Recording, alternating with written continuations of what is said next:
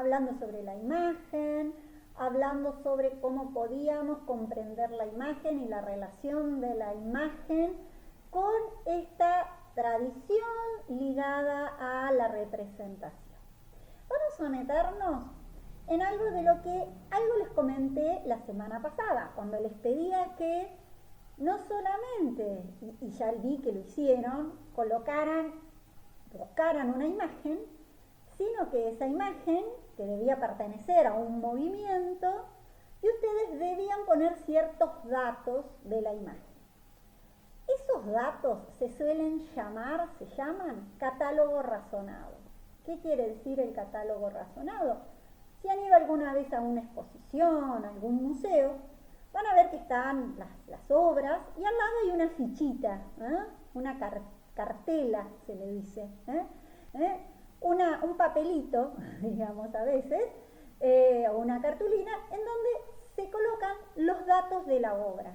Sería como el documento de identidad de la obra, ¿no? Que me permiten a mí identificar esa obra. A eso se le llama catálogo razonado, que son los datos que aparecen en los museos. ¿Qué implica el catálogo razonado? ¿Cómo ya le identifico? Bueno, el autor, ¿no? ¿Quién hizo la obra? El título de la obra, si tiene título, y si no, se pone sin título. ¿Cuándo se realizó la obra? O sea, la fecha de ejecución. Las medidas de la obra, ¿no? Tanto por tanto, ¿no? La técnica de la obra, ¿no? ¿Qué técnica se utilizó para hacer esa obra? ¿Es un óleo?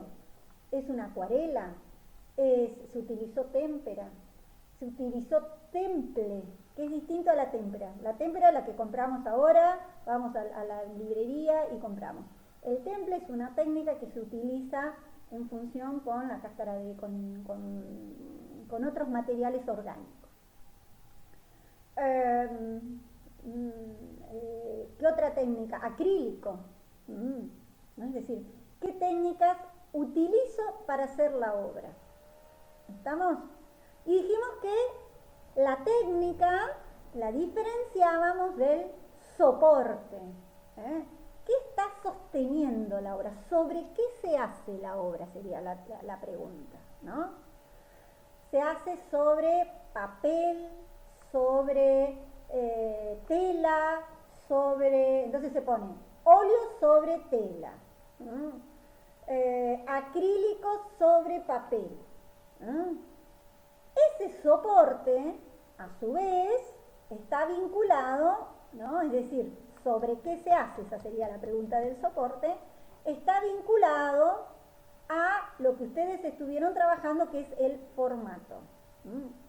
Que no es lo mismo, decíamos, que el soporte. El soporte es sobre qué.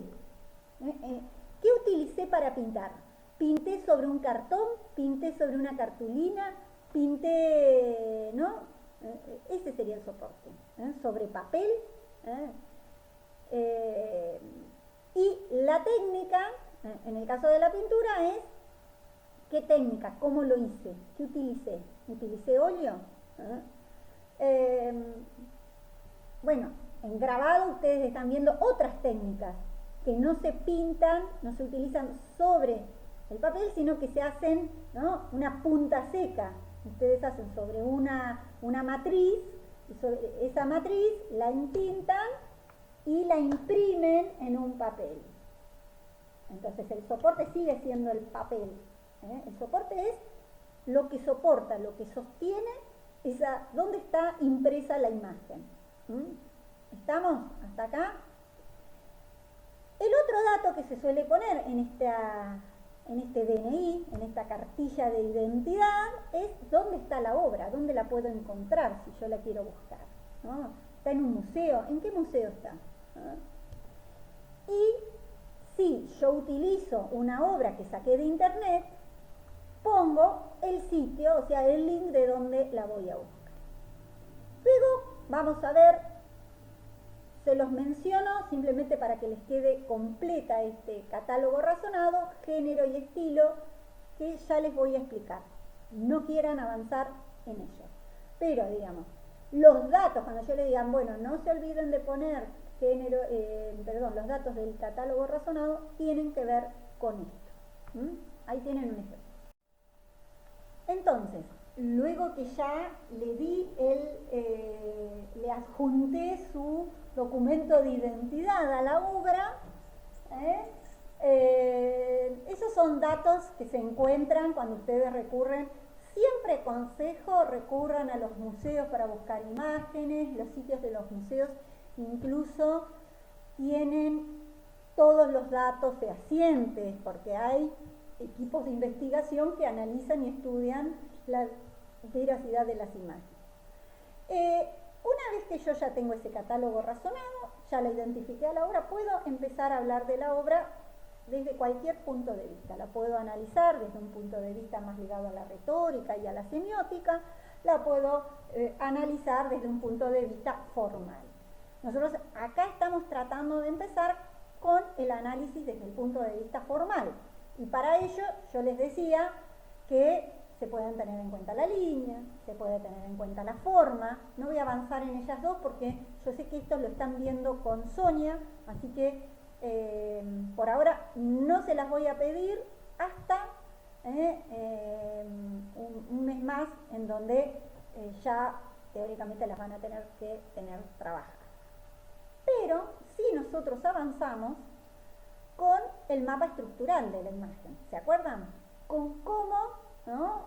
¿Por qué? Porque habíamos dicho, el soporte es totalmente distinto a ese marco de encierro, ¿no? Y ese marco de encierro, ¿no?, en donde estuvimos jugando con los distintos marcos de encierro, ya hablan de una actitud y una decisión del artista, ¿no? ¿Cómo voy a usar la hoja, podríamos decir? Si la pongo apaisada, si la recorto, ¿no? Porque tiene que ver con lo que quiero decir. Entonces, estos elementos formales son elementos formales que el artista elige para ver cómo quiero y qué quiero decir. Y en ese mapa estructural, dijimos, queríamos buscar qué estructura, qué sostenía a la imagen, que es algo que no se ve, pero que está. Y entonces jugamos, marcábamos el marco de encierro, valga la redundancia. Luego, una vez que marcábamos el marco de encierro, buscábamos una primera manera de estructurar la imagen, estaba vinculada a esta búsqueda de simetría. Entonces marcábamos las medias y las diagonales, y en función de ello empezábamos a ver las tensiones que se daban en la imagen. ¿Bien?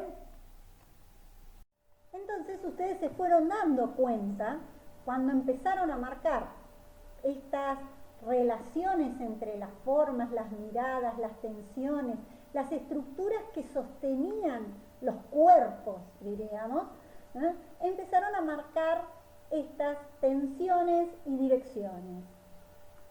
Y acá aparece un término que lo vamos a volver a recuperar, que es el término de la composición, ¿no? Es decir, yo cuando sumo distintos elementos formales, armo una composición, armo una imagen, ¿no?, para decir algo, ¿no?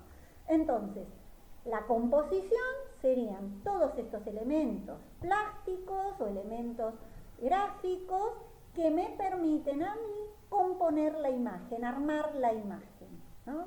Y tengo que tener en cuenta no solamente la línea, el punto, la forma, sino otros elementos, que es la relación entre las formas, la relación de la forma con el fondo, de la figura con el fondo, la relación entre los colores, la relación en donde hay luz y en donde no hay luz, ¿no?